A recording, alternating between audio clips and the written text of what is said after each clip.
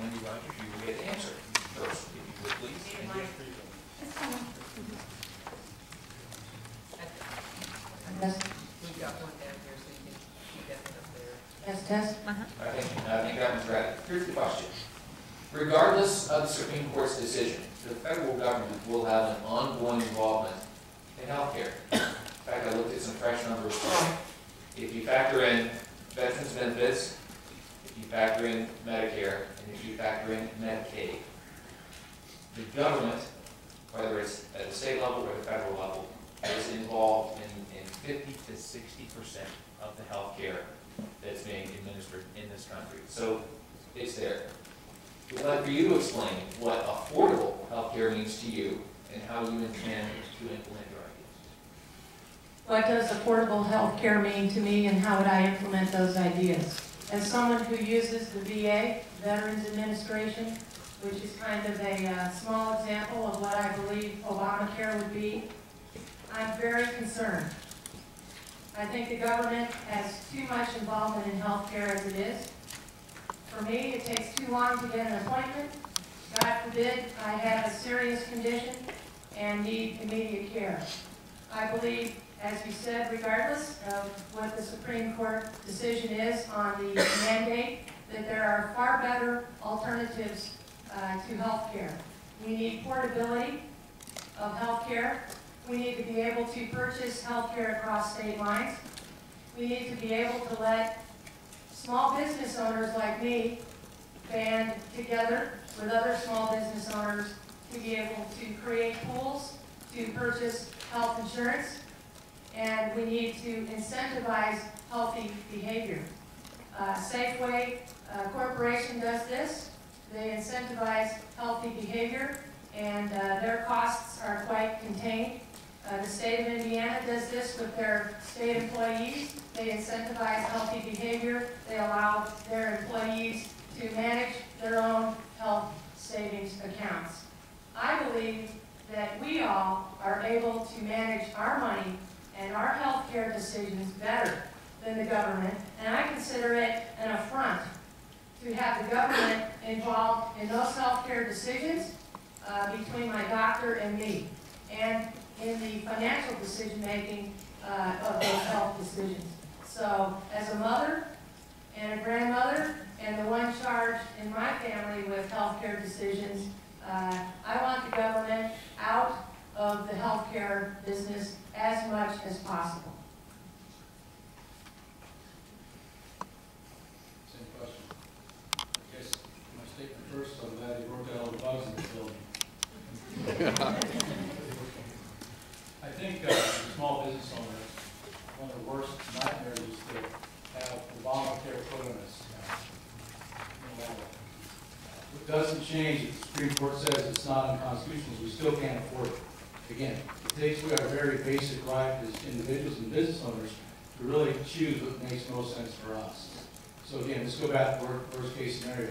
The Supreme Court says, gee, it's not unconstitutional, make it happen. Okay, we still can't afford it. That's a problem. Okay. There's a lot of reasons health care continues to rise. Part of the reason is the government's involved. I don't know what actually the government does that they can contain costs and keep it down.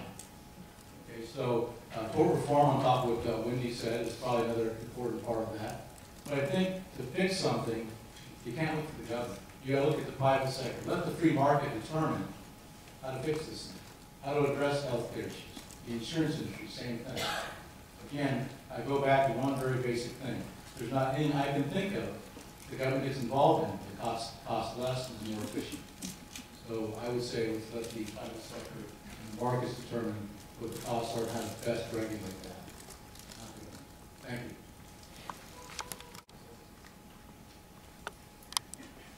What does affordable health care mean, and what would I do to implement it? I would, we created the greatest health care system in the world in this country without the help of the federal government. People come from all over the world to get treatment in this country. I would expect the citizens of our republic to create the most affordable health care. Anyone on this stage who believes Obamacare or the Affordable Care Act is actually about health care is wrong. Over 2,000 pages, 16,000 IRS agents. mortgage tax deduction exclusions. It was not about health care. The Affordable Care Act was that bureaucratic nightmare putting its hands into our personal and our private lives. You know, the reality is portability is a great idea. You look at auto insurance in this country, and when those companies were allowed to compete across state lines, it lowered premiums and it made it more affordable. I believe as a business owner, we should be giving tax credits to those who buy their own health insurance. Right now, I can write off the health care premiums in my company as an expense. Most of you sitting in this crowd can't do that if you choose to purchase your own health insurance.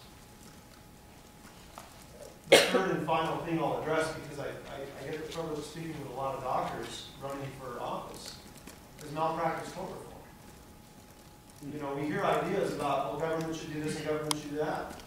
If there's one thing government should do, it should limit the amount of restrictions and damages that can be put on somebody who's trying to save someone else's life. That's how you bring costs down in the healthcare industry. Thank you.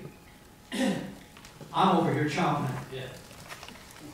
25 years in the financial world, and I've dealt with health insurance almost every one of those years.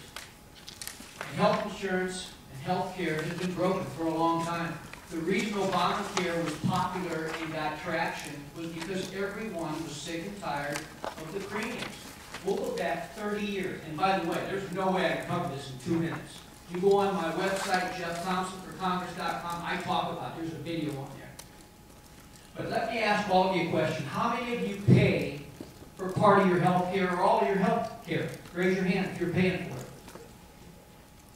Should be most of it. Let me ask a question. Go back 10 years. Was it way cheaper back then? I'm telling you, it's gone up 15 to 20% a year for 20 years. It's not something new. And the one thing that's driven the price more than anything else, and a few of you touched on it, is tort reform. Obamacare does not touch tort reform. These doctors, and I have a lot of friends who are doctors, and I've had a lot of clients who are doctors, they pay 25 to 35% of their revenue in malpractice insurance, and they're scared to death they're going to get sued. So you know what they do? When you go in, they run every test, don't they? I talked to a couple of doctors last week, and they said, you know, there's a lot of times I know I could run 2 tests and I could diagnose the problem. They run the whole battery. They tell their staff, run everything. You know why they run everything? Because if they miss one thing on that 1 in 10,000 patient, and it goes to court, that attorney gets up there and says, why didn't you run this test? They're going to get beat every time. They're scared to death. You know who pays for it when they run a battery of 12 or 13 tests? We all pay for it in the cost.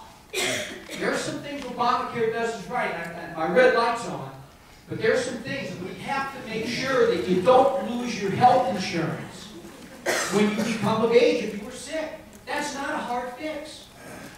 If you go on my website, you'll hear me talk in detail about it. Thank you. Your time is up. Yeah, question number 2. Well, no, I still get to... Oh, I'm sorry, Brian. My apologies. Sorry. I'm